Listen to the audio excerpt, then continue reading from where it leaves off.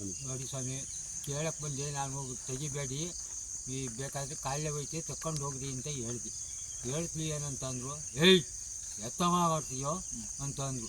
ಅಲ್ಲ, ಕೋರ್ಟಾಗಿದ್ದಂಗೆ ನೀವು ಬಂದು ದಬ್ದಳಿಕೆ ಮಾಡಿ ಈಗ 40 ವರ್ಷದಿಂದ ಈ ಅಡಿಕೆ ಗಿಡ ಸಾಕಿ ಇವತ್ತಿನ ದಿನ 20 ಎಲ್ಲ ಹಾಳು ಮಾಡಿ ಹಾಕಿ ಬೆಂಕಿ ಚೋದಿಲ್ಲ. ನಮ್ಮ ಮಕ್ಕಳು ಸಾಕಂಗೆ ನಾನು ಏನು ಮಾಡೋದು ಹೇಳಿ ಸ್ವಾಮಿ ನೀವೇ. ಆ ಥರ ಎಲ್ಲ ಮಾಡಿ ಎಲ್ಲ ಬೆಂಕಿ ಚೋಯ್ತಾ ಬೋತಲ್ಲ. ಏನು ರೀ ಹಿಂಗೆ ಮಾಡ್ತೀಯ ಅಂದ್ರೆ ಏನು ಹಿಂಗೆ ಮಾತಾಡ್ತೀಯ ಅಂತ ತಹಸೀಲ್ದಾರ್ ಕೇಳ್ತಾರೆ. ಹೋಗಿ ಕೇಳಿದೆ, ಕೋರ್ಟು ನನ್ನ ಕಂಕ್ಲಾಗೈತಿ ಅಂತ, ಪೊಲೀಸು ನನ್ನ ಕಂಕ್ಲಾಗೈತಿ,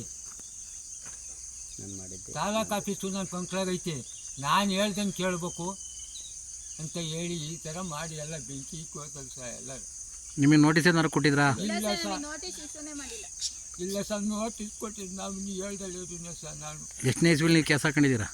16ನೇ ಇಸ್ವಿಯಿಂದ ಕೇಸ್ ನಡೀತಲೇ ಸರ್. ಅದ್ರಲ್ಲಿ ತಹಸೀಲ್ದಾರ್ ಪಾರ್ಟಿ ಇದ್ದಾರೆ? ಪಾರ್ಟಿ ಇದ್ದಾರೆ ಸರ್. ಒಬ್ಬ ತಹಸೀಲ್ದಾರ್ ಕೋರ್ಟಿಗೆ ಬಂದಿದ್ದೀರಾ? ಕೋರ್ಟಿಗೆ ಬಂದವ್ರು ಸರ್. ಕೋರ್ಟಿಗೆ ಬಂದು ಸ್ಟೇಟ್ಮೆಂಟ್ ಎಲ್ಲ ಹಾಕಿದ್ದಾರೆ. ಅಲ್ಲಿದ್ದು ಕೂಡ ಇಲ್ಲಿ ಬಂದು ಇವಾಗ ಇದನ್ನು ತೆರವು ಮಾಡಿಸ್ಕೊಂಡು ಹೋಗಿರೋದು.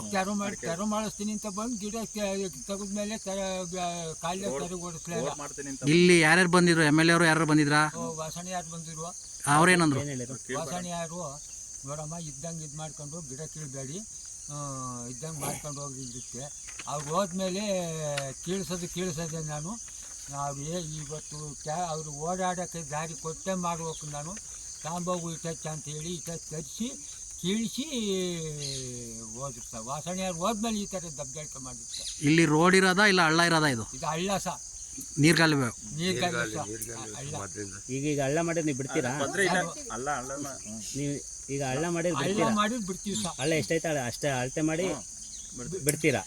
ಈಗ ಇಲ್ಲ ಸರ್, ರೋಡ್ ಮಾಡಕ್ ಬಿಡಲ್ಲ. ಇಲ್ಲ ಸರ್. ಕೋರ್ಟಲ್ಲಿ ಆಗೋದಕ್ಕೆ ನೀವು ರೆಡಿ? ಕೋರ್ಟಲ್ಲಿ ಆಗೋದಕ್ಕೆ ಬದ್ಧ? ನೀವು ಆಲ್ರೆಡಿ ಎಷ್ಟು ವರ್ಷದಿಂದ ಇಲ್ಲಿ ನೀವು ಇದನ್ನ ಹಾಕಿರೋದು? ನೀವು ಎಷ್ಟು ವರ್ಷ ಆಗೈತಿ ಇವು ಗಿಡ ನೆಟ್ಟು? 40 ವರ್ಷ ಸರ್ ಈ ಗಿಡ ಹಾಕಿ. ನಿಮ್ಮ ಹೆಸರು? ಸಿದ್ಧಲಿಂಗಯ್ಯ ಸರ್.